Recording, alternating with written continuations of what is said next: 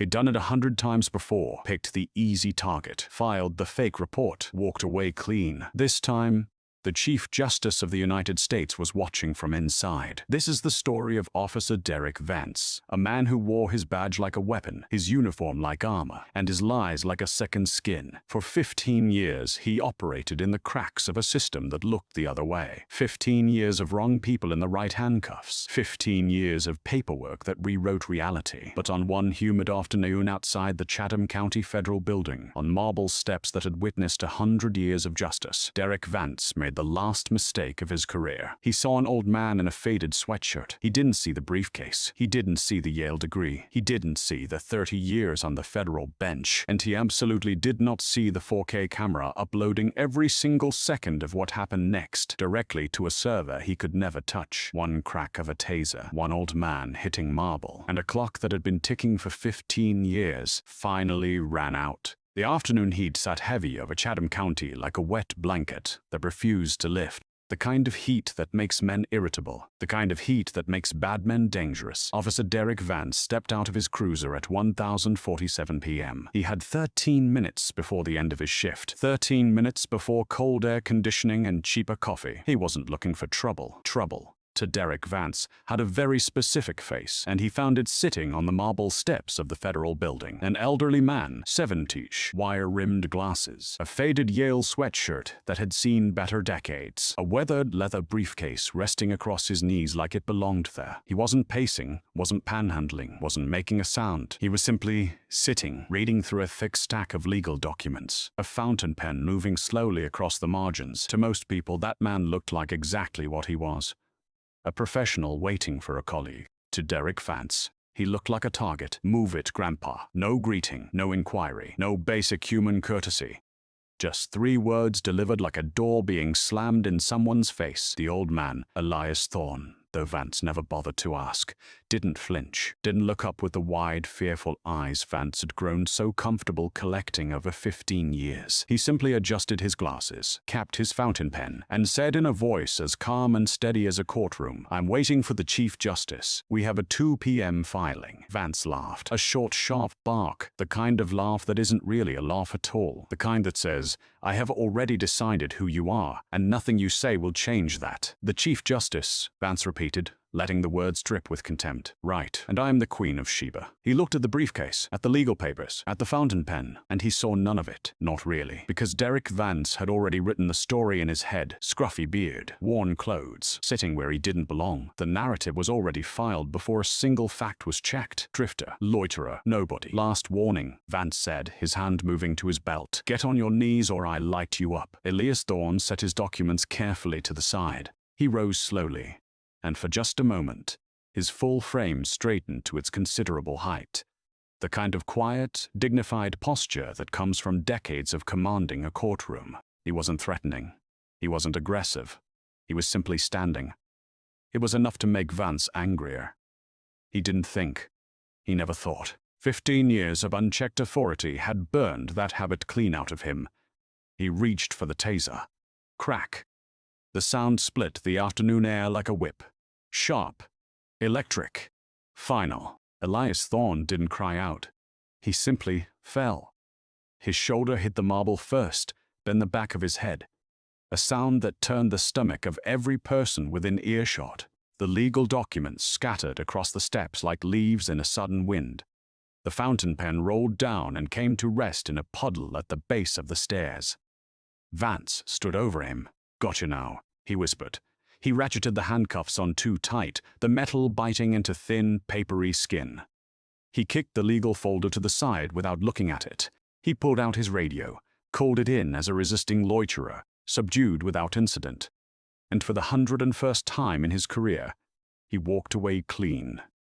Or so he thought, because 14 floors above those marble steps behind a wall of reinforced glass, a 4K camera mounted above the federal building's entrance had captured every second, every sneer, every word. The crack, the fall, the handcuffs cinched too tight, and unlike every police report Derek Vance had ever written, this footage couldn't be edited. It was already in the cloud. The Oak Creek precinct smelled the same way it always did. Burnt coffee. old paper, the particular staleness of a building where too many secrets had been kept for too long. The kind of smell that soaks into the walls over years and decades until it becomes something else entirely. The smell of institutional rot. Vance pushed through the front doors with Elias Thorne shuffling ahead of him in cuffs, and the booking area went through its familiar motions. Eyes glanced up. Eyes glanced away. Nobody asked questions at Oak Creek. That was the unwritten rule, the first commandment of the Blue Wall. You didn't look too closely at what your colleagues brought through that door. Caught a big one, Vance announced to Sergeant Miller, loud enough for the room to hear. He was grinning, the wide, easy grin of a man who had done this so many times it had stopped feeling like anything at all. Loiterer, claims he knows the judge, resisting arrest, disorderly conduct, the works. Miller glanced at Elias, at the wire-rimmed glasses, the Yale sweatshirt, the quiet dignity that even handcuffs and a bruised temple couldn't strip away, and looked back down at his desk. He didn't ask questions. Nobody did. Elias was placed in a holding cell without his medication being logged, without his legal documents being inventoried, without a single phone call being offered. He sat on the metal bench, with his hands resting on his knees and his eyes fixed on the middle distance. The practiced stillness of a man who had spent 30 years presiding over chaos and knew, with absolute certainty, that chaos always resolves itself in time. He wasn't afraid. He was waiting. Back at his desk, Vance cracked his knuckles and pulled up the incident report template he had filled out so many times he could do it in his sleep. And in a very real sense, that's exactly what he was doing. Running on muscle memory, on autopilot, on 15 years of practice constructing alternative realities out of thin air. He typed quickly, confidently, the way a man types when he has no doubt whatsoever that his words are the last word. Subject was observed loitering on federal property. Verbal commands issued and ignored. Subject became belligerent and aggressive upon approach. Subject lunged for officer's weapon. Taser deployed in defense. Subject subdued and transported without further incident. He paused and lunged for officer's weapon and almost smiled. The weapon, of course, had been a fountain pen, a Mont Blanc as it happened, a retirement gift engraved with the seal of the United States District Court. But in Derek Vance's report, it became a threat, because in Derek Vance's world, everything an inconvenient person touched became a threat. He saved the document, leaned back in his chair, and then reached for his body camera. This was the part that required a different kind of skill, not typing but performance, the subtle art of the shrug, the technical glitch, the innocent confusion of a man who simply forgot, who simply didn't realize, who simply couldn't explain why the footage from that particular hour on that particular afternoon was corrupted, unavailable, gone. He'd done it before. He'd do it again. Malfunction, he muttered to himself, navigating through the device menu with practiced fingers. A few taps. A confirmation. Done. He set the camera back on his desk and reached for his coffee. My word against drifters, he said quietly, to no one in particular. It was, in his estimation, no contest at all. He had a badge. He had a uniform. He had 15 years of service and a sergeant who knew better than to ask questions and a captain who had his own reasons for keeping the peace. He had the Blue Wall, that old, reliable, invisible fortress that had protected him every single time before. What did Elias Thorne have? A faded sweatshirt. A busted briefcase. A story nobody would believe. Vance finished his coffee, tossed the cup, stood up and stretched. He didn't know about the cloud server. He didn't know that the federal building security system had been upgraded 18 months ago, state-of-the-art, independent, completely beyond the reach of any precinct captain or department IT administrator. He didn't know that the footage was already tagged, time-stamped, and backed up across 3 separate servers in 2 different states. He didn't know that 14 floors above those marble steps a woman in a charcoal power suit had watched the entire thing happen on a live monitor. He didn't know that she had already made 3 phone calls. He didn't know that 6 U.S. Marshals were already in their vehicles. Derek Vance knew a lot of things about getting away with it, but he didn't know that this time getting away with it was already over. The clock on the precinct wall read 2014 p.m. At 2:15, the front doors flew open. There are moments in life that split time in two, before and after. The kind of moments that are so complete, so total, so seismically final that everyone present will remember exactly where they were standing, exactly what they were holding, exactly what the air smelled like when it happened. Years later, Sergeant Miller would tell his brother that he had known, the instant those doors opened, that nothing would ever be the same inside Oak Creek Precinct again. The double doors didn't swing open. They were thrown, both of them, simultaneously, with the kind of force that sends them crashing back against the walls and sets the blinds rattling on every window in the room. The sound hit like a thunderclap in the middle of a clear afternoon. Sudden, total, impossible to ignore. And then she walked in. Chief Justice Evelyn Carter. She wasn't in her robes. She didn't need them. She wore a charcoal power suit with the quiet authority of someone who had long since stopped needing symbols to communicate power. Her hair was pulled back. Her jaw was set. Her eyes, dark, steady, and burning with the particular cold fury of a person who is not angry in the way that makes them loud, but angry in the way that makes them dangerous, moved across the room in a single sweeping assessment. She had seen everything she needed to see. Behind her, 6 U.S. Marshals filed through the doors in tactical vests, moving with the calm, unhurried efficiency of people who had done this before and would do it again and felt nothing about it either way. They spread out across the lobby in a loose formation. Nobody reached for anything. Nobody needed to.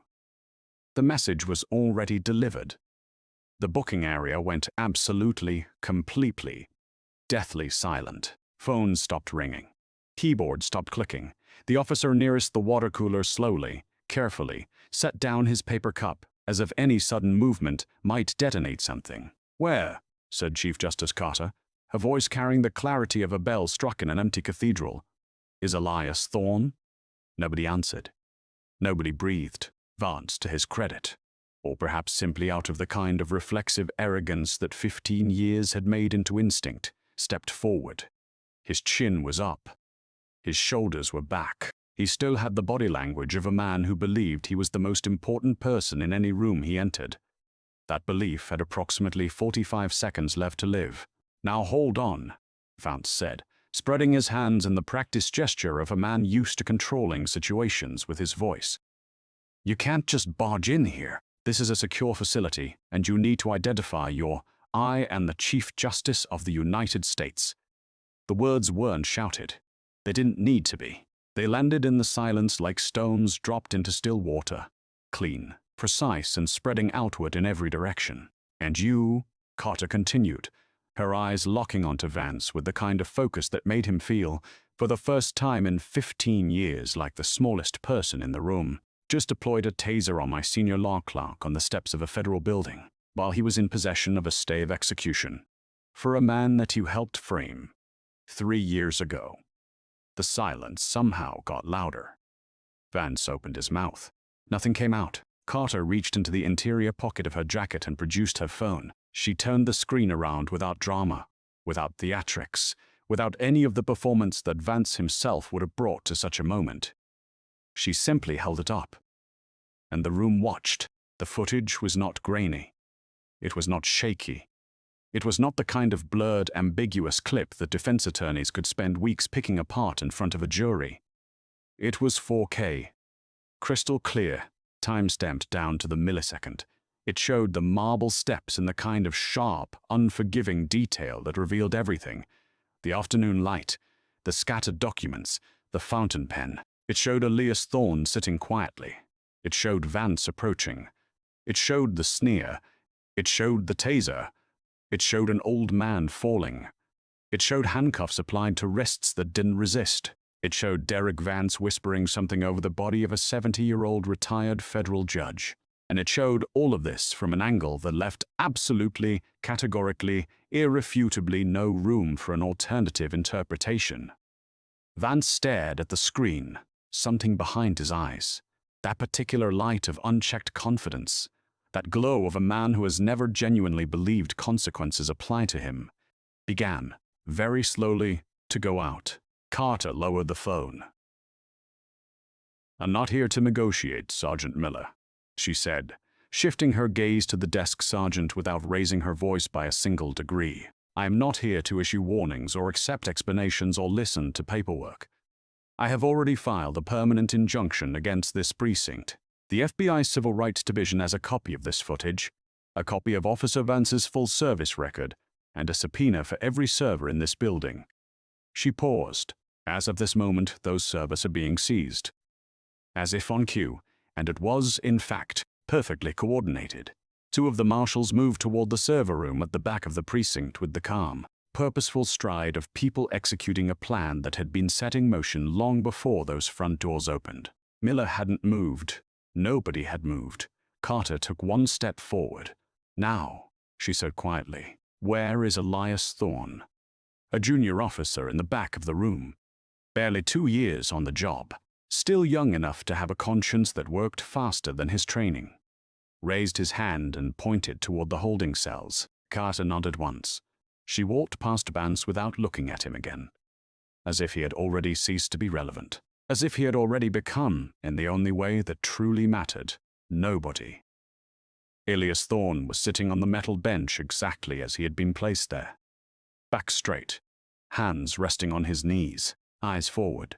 The bruise above his temple had deepened to a dark, ugly purple, and the marks from the handcuffs were still visible on his wrists, thin red lines pressed into papery skin that would take days to fade. But his expression was the same expression he had worn on the marble steps, the same expression he had worn for 30 years on the federal bench. Patient, certain, waiting. When the cell door opened and Chief Justice Carter stepped through, something shifted in his eyes. Not relief exactly.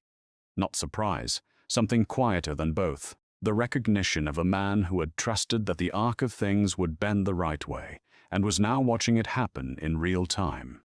"Elias," Carter said. "Evelyn," he replied. "You're 4 minutes late." She almost smiled. Almost. She turned to the marshal behind her. "Get the precinct physician, now. I want his injuries documented, photographed, and filed as federal evidence within the hour." She looked back at Elias. "Can you walk?" "I have been walking for 70 years, he said, rising slowly from the bench with the careful, deliberate movement of a man who refuses to be diminished by pain. "I intend to continue." She offered her arm anyway. He took it. They walked out of the holding cell together. The Chief Justice and the retired federal judge, past the row of officers who stood in the kind of rigid, breathless stillness that only descends on a room when everyone in it has simultaneously realized that the world they operated in an hour ago no longer exists. Vance was still standing where Carter had left him. He had not moved. He was not entirely sure his legs would carry him if he tried. The confidence was gone now, fully, completely, like a light switched off in an empty room. What remained in its place was something he had spent 15 years making other people feel, and had never once imagined he would feel himself. Small. Carter stopped in front of him. She reached into her briefcase, the same kind of weathered leather briefcase, Vance noticed, distantly, as the one he had kicked into the mud on the marble steps, and produced a document. She set it on the nearest desk with the precise, unhurried movement of someone performing an action they have rehearsed many times and are in no rush to complete. "Permanent injunction," she said, "filed at 2009 p.m. today in the United States District Court. It covers this precinct, its officers, its command structure, and its operational practices. It is effective immediately and indefinitely pending federal review." She produced a second document. RICO predicate filing, racketeering, conspiracy, obstruction of justice, evidence tampering, civil rights violations under color of law. She set it beside the first. "This is not a complaint, Officer Vance. This is a case. It has been building for longer than you know." She produced a third document. This one was thicker than the others, much thicker. A manila folder bound with a rubber band, its edges worn in the way that suggested it had been handled many times over many years. She set it on top of the other two and rested her hand on it for a moment before she spoke. "We call this the ghost file," she said. The room shifted. 18 names, Carter continued. 18 individuals who passed through this precinct over the past 15 years and left with criminal records they did not earn, injuries they did not deserve, and futures that were taken from them by the same hands that typed the same lies into the same report template over and over again. She paused. 18 people who became ghosts in a system that was supposed to protect them. 18 people whose cases have now been reopened by the FBI's Civil Rights Division with full federal priority. She looked at Vance. Your name appears in 16 of them. Vance's mouth opened. Qualified immunity, he said. The words came out smaller than he intended, thinner, like a shield held up by hands that had already started shaking. Carter looked at him for a long moment. Qualified immunity, she repeated. Not mocking, not theatrical, but with the particular weight of a person who has spent a lifetime studying the law and knows exactly where every wall stands and exactly where every wall ends. Is a doctrine designed to protect officers acting in good faith within the bounds of established law. It is a shield for the public servant. It is not, she said, her voice dropping half a register in a way that made it somehow more final than if she had shouted, a license. It is not a pardon written in advance. It is not a permanent exemption from the consequences of deliberate, repeated, documented brutality. She picked up her briefcase. You didn't lose your qualified immunity today, Officer Vance. You lost it the first time you filed a false report. Today is simply the day the paperwork caught up. She nodded once to the marshal standing at Vance's left. The marshal stepped forward. Derek Vance, he said in the flat, procedural tone of a man reading from a script that has no room for improvisation. You are under arrest for violation of 18 U.S.C. Section 242. Deprivation of rights under color of law, for obstruction of justice, for filing false federal documents, for evidence tampering, and for 18 counts of civil rights violations constituting a pattern of racketeering activity under federal RICO statutes. The handcuffs came out. The same model Vance carried on his own belt, the same cold metal, the same ratcheting click that he had applied to 100 pairs of wrists over 15 years, sometimes too tight, sometimes deliberately so, always with the confidence of a man who never once imagined those clicks would ever be aimed at him. Click, click. The sound was very loud in the silence. Vance looked down at his wrists. He looked up at Carter. She was already turning away, already moving toward the door, already in every way that mattered, finished with him. The precinct's legal counsel will receive the full injunction filing by end of business today, she said to Sergeant Miller as she passed his desk, not breaking stride. I recommend you contact them immediately. You'll want to read Section 4 carefully. It pertains to command liability. Miller's face had gone the color of old chalk. He reached for his phone. At the door, Carter paused. She turned back one final time, not to Vance but to the room. To the officers standing in their frozen, breathless stillness. To the junior officer who had pointed toward the holding cells. To the booking clerk whose hands had not moved from her keyboard in 11 minutes. To every person in that room who had looked the other way, or asked no questions, or simply decided that the blue wall was easier to stand behind than the truth. 18 names, she said quietly. Remember that number. And then she walked out into the afternoon light. Behind her, the precinct that had operated unchecked for 15 years began, in every sense, to come apart at the seams. They don't give you a watch when they process you into a federal penitentiary. They take everything, actually. The belt, the shoelaces, the wallet with the family photos and the gas station receipts and the worn edges that carry the fingerprints of a life lived outside these walls. They take the watch and the ring and the phone and every other object that connects a person to the world they came from. And then they give you a number. Derek Vance, 15-year veteran, badge number 1147, a man who had once believed his uniform made him untouchable. Became inmate 4922 at 9,006 a.m. on a gray Tuesday morning at USP McCreary, a high-security federal penitentiary nestled in the hills of Kentucky, where the wind comes down cold off the mountains regardless of the season. He was processed with the same flat procedural efficiency that he himself had once applied to other people. Forms, photographs, fingerprints, a medical screening conducted by a nurse who did not look up from her clipboard, an orientation pamphlet that nobody read, a bundle of folded clothes in a color that was not quite gray and not quite green, and was, in its own way, the most dispiriting shade he had ever seen. Nobody was cruel to him in processing. Nobody needed to be. The cruelty, such as it was, lived entirely in the details, in the number instead of the name, in the fluorescent light overhead that hummed at a frequency just slightly too high to ignore, in the walls that were close enough to touch on both sides simultaneously, in the understanding, slow, total, and arriving like a tide rather than a wave, that this was not temporary.